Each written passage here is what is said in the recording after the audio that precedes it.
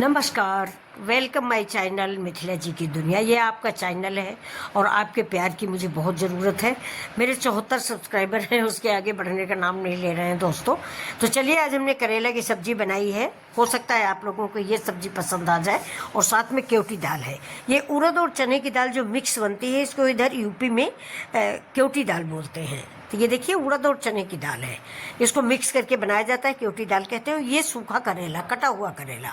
तो करेले को मैंने काट लिया है, काटने के बाद नमक और हल्दी लगा के रख दिया है। ये नॉर्मल सब्जी है, घर में हमेशा बनती है और सबके घरों में बनती है। कटा करेला, भरुआ करेला, ग्रेवी वाला करेला। लेकिन मैंने आज बनाया दूसरे तरीके से है। तो देखिए आज का मेरा तरीका, मैंने करेला देखिए काट लिया है, पतले पतले पीस, चिप्स जैसा। ज़्यादा न पतला है और न ज़्यादा मोटा है। इसमें मैंने हल्दी लगा दिया, नमक लगा दिया और 10 मिनट के लिए, कम से कम 20 मिनट रखा रहा है।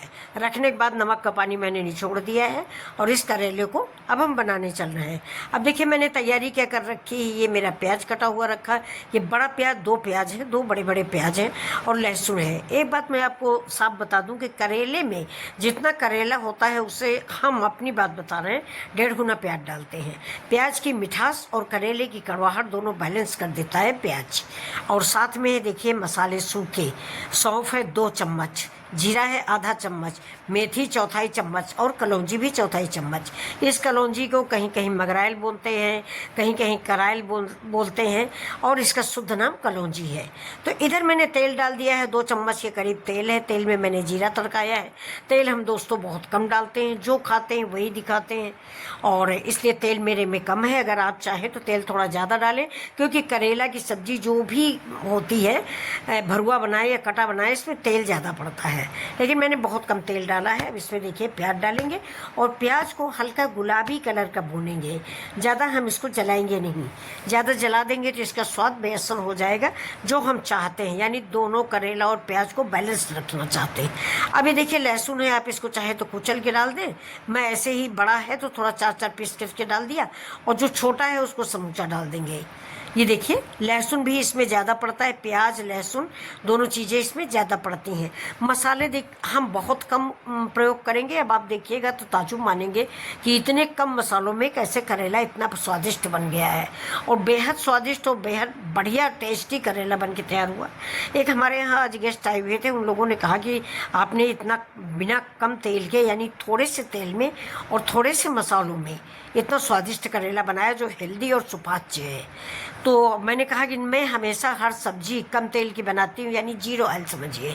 अब इसमें देखिए 4 मैंने मिर्च डाल दिए हैं, हरी मिर्च। अगर आप पसंद करें तो लाल मिर्च का पाउडर भी डाल सकते हैं। और दोस्तों मुझे मालूम है, इसीलिए आप लोग मेरा वीडियो सब्सक्राइब नहीं करते हो, लाइक नहीं करते हो, क्योंकि भाई ना तो मैं तेल ज़्यादा डालती हूँ, ना मैं मसाला ज़्यादा डालती हूँ, ना मेरी सब्ज़ी में कलर आता है, और साथ में मुझे एडिट करना भी नहीं आता कि हरे को मतलब थोड़ा धानी को हरा कर दें, लाल को लाल कर दें, ये नहीं आता। जैसा बन के तैयार होता है और जैसा प्राकृतिक होता है वही चीज़ हम आपको दिखा पाते हैं। तो ये देख लीजिए मेरे सूखे मसाले थे। धनिया पाउडर 1 चम्मच, क्योंकि इस सब्जी में मैं धनिया बहुत कम डालती हूँ। 1 चम्मच धनिया पाउडर है, 2 चम्मच अमचूर पाउडर है, हल्दी है। और ये देखिए मसाले मैंने प्याज के साथ ही डाल दिया और अब करेला डाल दिया। दोनों चीज़ें फ्राई करेंगे, मतलब धीमी आंच पे, गैस स्लो टू मीडियम रखें, तेज़ बिल्कुल नहीं करें, नहीं तो आपके करेले पकेंगे नहीं और जल जाएंगे। इससे स्लो टू मीडियम रखें, लो टू मीडियम सॉरी। और इसके बाद इस करेले को ढक ढक के कम से कम 20-25 मिनट लग जाएगा इसको पकने में। ये देखिए इसमें सौंफ पाउडर हम ज़्यादा डालते हैं, खड़ी सौंफ भी डाले हैं, सौंफ का पाउडर भी डाले हैं। धनिया पाउडर हम बहुत कम इस्तेमाल करते हैं। धनिया पाउडर मुझे इस करेले में या किसी भी सब्जी में, कोई अचार में बहुत कम अच्छा लगता है। घर की भुनी पीसी धनिया हो तो फिर भी ठीक है। ये जो पिसा पिसा है मसाला आता है, इसकी धनिया मुझे बहुत बेकार लगती है, तो मैं कम से कम धनिया पाउडर इस्तेमाल करती हूँ, बाज़ार वाला।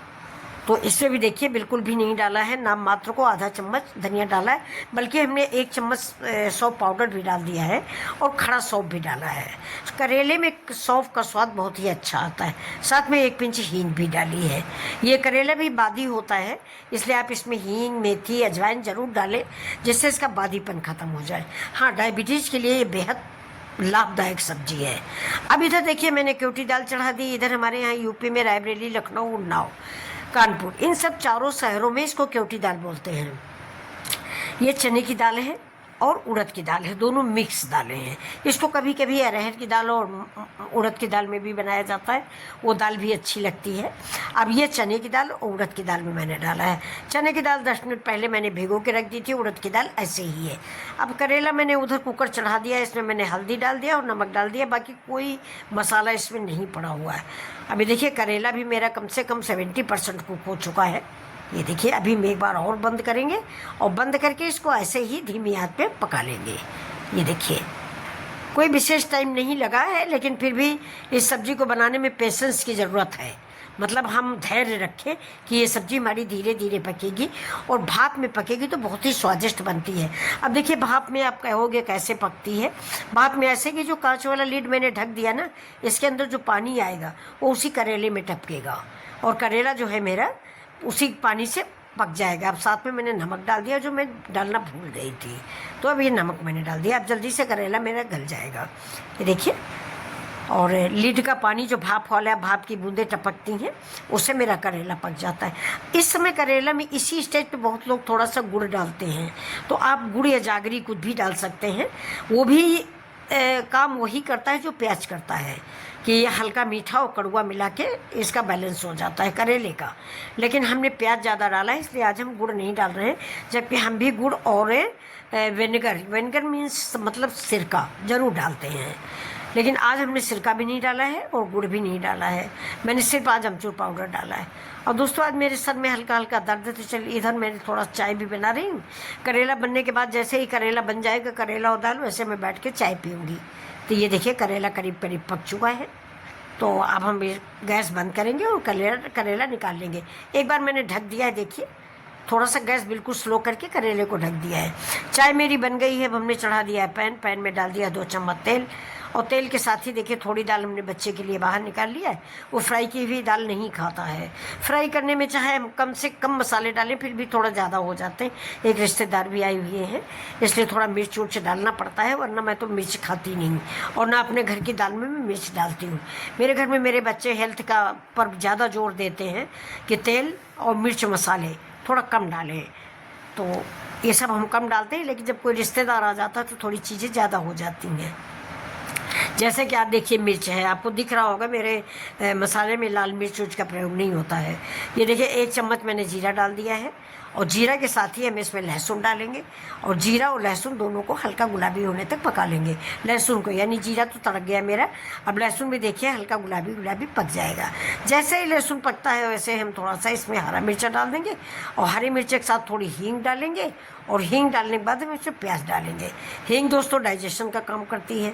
अब ये देखिए मेरा पानी गर्म हो गया। पानी मैंने बगल में इसलिए गरमाया है, ये भी मैं आपको रीज़न बता दूं, क्योंकि दाल जो है उससे पानी कम रह गया है, तो ठंडा पानी अगर हम डालेंगे तो दाल का स्वाद बिगड़ जाएगा।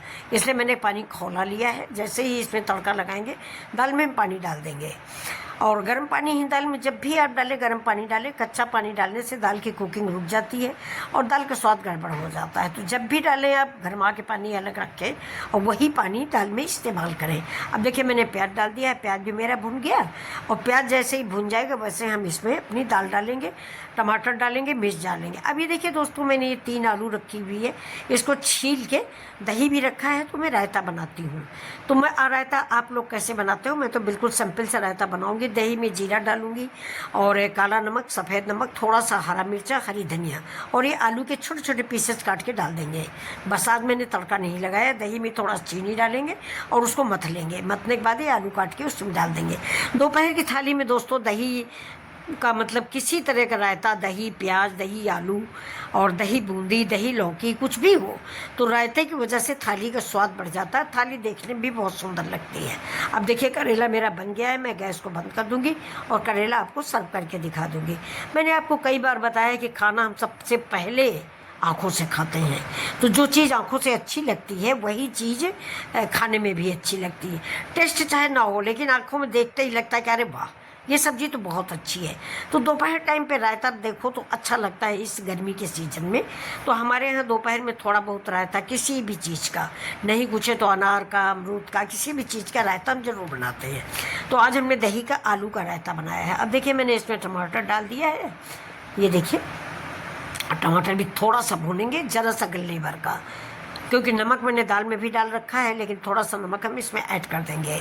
अब दोस्तों एक बात और भी है कि दोपहर का खाना जो होता है वो संपूर्ण आहार होता है। दाल चावल रोटी सब्जी उसमें सब कुछ होती है।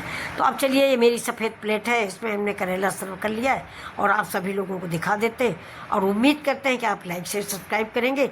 और मेरे सब्सक्राइबर ना 74 से 75 76 तो हो ही जाएंगे। मेरी रिक्वेस्ट है, प्लीज़ आप लोग सब्सक्राइब करिए। ये देखिए, और ये भी जानिए कि ये खाना आपके लिए बहुत ही पौष्टिक और हेल्दी होता है, मिथिला जी की दुनिया का। दोस्तों मैं बिल्कुल सैंपल खाना आपके सामने पेश करती हूँ, बिना तेल बिना सजावट और बिना एडिट किए हुए जो बनता है वही आपके सामने आता है। तो ये देखिए, कम तेल के स्वादिष्ट करेले आपके सामने रेडी हैं। पूड़ी से खाइए, पराठे से खाइए, चावल से खाइए। अरहर के दाल और करेले का तो बड़ा ही जोर है। मतलब अरहर की दाल और करेले का दोस्ती होती है दोनों की। अरहर की दाल साथ करेला बहुत अच्छा लगता है। तो ये देखिए, बचपन में करेला कोई नहीं खाता दोस्तों, हम भी नहीं खाते थे, लेकिन अब अच्छा लगता है। अब अच्छा लगता है, भरुआ भी अच्छा लगता है, कटा भी अच्छा लगता है।